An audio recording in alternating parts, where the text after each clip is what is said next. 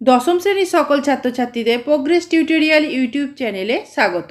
আজকের ভিডিওতে তোমাদের ভূগোলের বহির্জাত প্রক্রিয়া ও তাদের দ্বারা সৃষ্ট ভূমিরূপ প্রথম অধ্যায়ের বিষয়বস্তু সহজ সরলভাবে আলোচনা করা হয়েছে।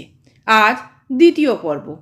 আজকের ভিডিওটি দশম শ্রেণীর ছাত্রছাত্রীদের জন্য ভীষণ গুরুত্বপূর্ণ, তাই ভিডিওটি প্রথম থেকে শেষ পর্যন্ত অবশ্যই দেখো। আর একটা কথা বলি, প্রোগ্রেস টিউটোরিয়াল এমন একটি চ্যানেল যেখানে নবম দশম শ্রেণীর প্রথম, দ্বিতীয় ও তৃতীয় পর্যায়ক্রমিক মূল্যায়নে কোশ্চেন প্যাটার্ন অনুযায়ী বিভিন্ন ধরনের প্রশ্ন ও উত্তর আলোচনা করা হয়ে থাকে। চলো আজকের ভিডিওটি শুরু করা যাক। আজকের আলোচনার বিষয় বিভিন্ন ধরনের বদ্বীপ। দেখো, বদ্বীপ আকৃতি অনুযায়ী 4 প্রকার। ধনুক আকৃতি বদ্বীপ, সেটা কেমন? বদ্বীপের সমুদ্রমুখী বহির্রেখা ধনুকের মতো আকৃতি বিশিষ্ট হলে তা ধনুক আকৃতি বদ্বীপ বলা হয়। যেমন নীল, পো, হোয়াংহো প্রভৃতি নদীর বদ্বীপ। 2 দাগে দেখো পাখির পায়ের মতো বদ্বীপ। মূল নদী বহু শাখায় ভাগ হয়ে পাখির পায়ের আঙুলের মতো দীর্ঘ ও সংকীর্ণ হয়ে সমুদ্রের দিকে এগোলে সঞ্চয় কার্যে এরূপ বদ্বীপ গঠিত হয়। উদাহরণ দেখো, মিসিসিপি মিসৌরি বদ্বীপ। পরেরটি দেখো, করাতের দাঁতের মতো বদ্বীপ। মোহনায় সমুদ্র তরঙ্গের আঘাত প্রবল হলে নদীর পলি দুদিকে ছড়িয়ে পড়লে বদ্বীপটি করাতের দাঁতের মতো আকৃতি হয়। উদাহরণ ইতালির তাইবার বদ্বীপ। পরের বদ্বীপটি দেখো, খাঁড়ীয় বদ্বীপ। খাঁড়ির মধ্যে বদ্বীপ গঠিত হলে তা খাঁড়ীয় বদ্বীপ বলে। উদাহরণ ফ্রান্সের সিন ও জার্মানির রাইন নদীর বদ্বীপ।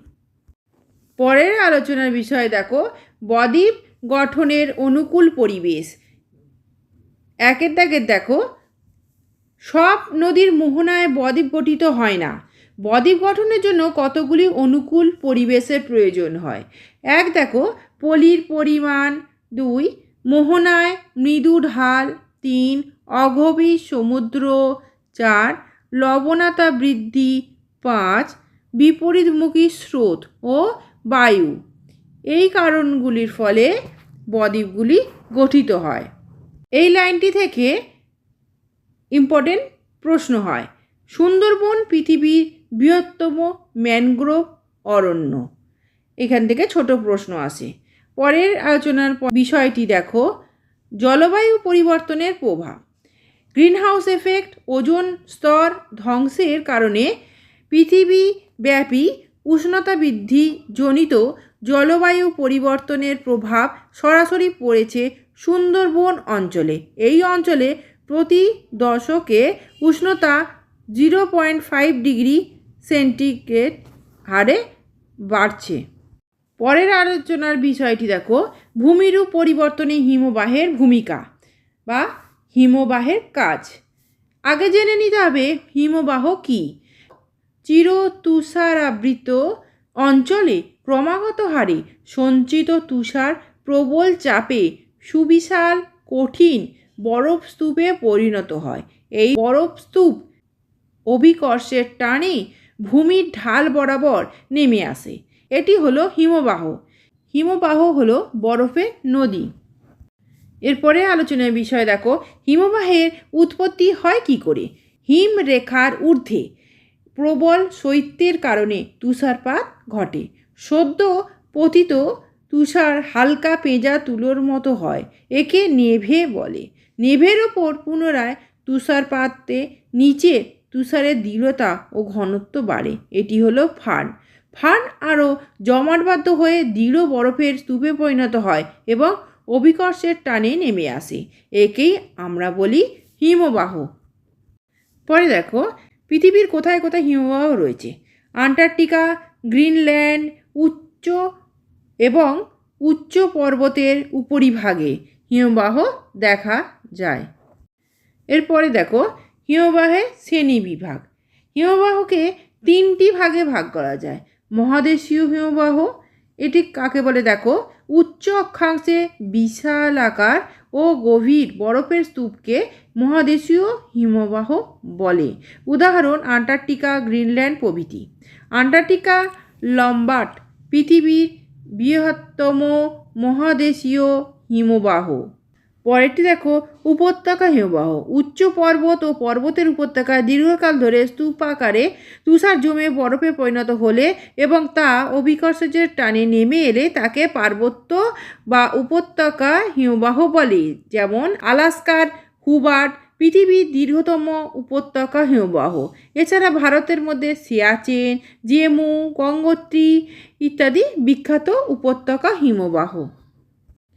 এরপরের পয়েন্ট দেখো, পাদদেশীয় হিমবাহ। উচ্চ অক্ষাংশে পর্বতের পাদদেশে উষ্ণতা হিমাঙ্কের নিচে থাকলে উপত্যকা হিমবাহ নেমে এসে না গলে অবস্থান করে। এটি পাদদেশীয় হিমবাহ। এই ধরনের ভিডিওগুলি পেতে চ্যানেলটি অবশ্যই সাবস্ক্রাইব করে রেখো এবং বেল আইকন প্রেস করে অল নোটিফিকেশান অন করে রেখো। এছাড়া ভিডিওটিকে লাইক, কমেন্ট, শেয়ার করো। দেখো, আলাস্কার ম্যালাস্পিনা পৃথিবীর বৃহত্তম পাদদেশীয় হিমবাহ। পরে আলোচনার বিষয় দেখো, হিমরেখা। ভূপৃষ্ঠে যে সীমারেখার ওপর সারা বছর তুষার জমে থাকে এবং যে সীমারেখার নিচে তুষার গলে যায় সেই সীমারেখা হলো হিমরেখা। হিমরেখার উচ্চতা বা অবস্থা নির্ভর করে অক্ষাংশ, উচ্চতা, ভূমির ঢাল, ঋতু পরিবর্তন, বায়ুর বেগ প্রভৃতির ওপর। এই হিমরেখা প্রশ্নটি ছোট প্রশ্ন হিসেবে আসে, অনেক সময় টিকা হিসেবেও দেয়। তোমরা এটি করে রেখো। এবারে দেখো, হিমশৈল কাকে বলে? সমুদ্রের মধ্যে ভাসতে থাকা বড় বড় বরফের চাই হলো হিমশৈল। এবারে দেখো, বার্কশ্রুন্ড ও ক্রেভাস কি? এগুলি হলো হিমবাহের মধ্যে ফাঁক বা ফাটল। বা বার্কশ্রুন্ড উচ্চ পর্বত থেকে উপত্যকার মধ্যে দিয়ে হিমবাহ নামার সময় আগে জমে থাকা বরফ স্তূপ এবং নামতে থাকা হিমবাহের মধ্যে যে ফাঁক বা গ্যাপের সৃষ্টি হয় তা হলো বার্কশ্রুন্ড। এই ফাঁক হিমবাহের পৃষ্ঠদেশ থেকে তলদেশ পর্যন্ত বিস্তৃত থাকে। ক্রেভাস কি? হিমবাহের উপরিস্তরে অসংখ্য আড়াআড়ি ও সমান্তরাল ফাটল একসাথে থাকলে তা ক্রেভাস বলে। আজকের আলোচনা এই পর্যন্তই। আমি যে ক্লাসগুলো তোমাদের নেব সেগুলো অবশ্যই ফলো করো। বাড়িতে তো অবশ্যই পড়ছো, তোমাদের টিউটররা পড়াবেন, তোমাদের বিদ্যালয়ের শিক্ষক শিক্ষিকারা পড়াবেন। এছাড়া আমি তোমাদের জন্য অনেক ক্লাস নিয়ে আসছি, ইতিহাস, ভূগোল এবং বাংলা, সেগুলো তোমরা ফলো করো। এই ভিডিওটি যদি ভালো লেগে থাকে তাহলে অবশ্যই লাইক, কমেন্ট, শেয়ার করো এবং চ্যানেলটি অবশ্যই সাবস্ক্রাইব করো। এছাড়া প্রোগ্রেস টিউটোরিয়াল ফেসবুক পেজটি লাইক ও ফলো করে রেখো। আজকের ভিডিও এই পর্যন্ত। ধন্যবাদ।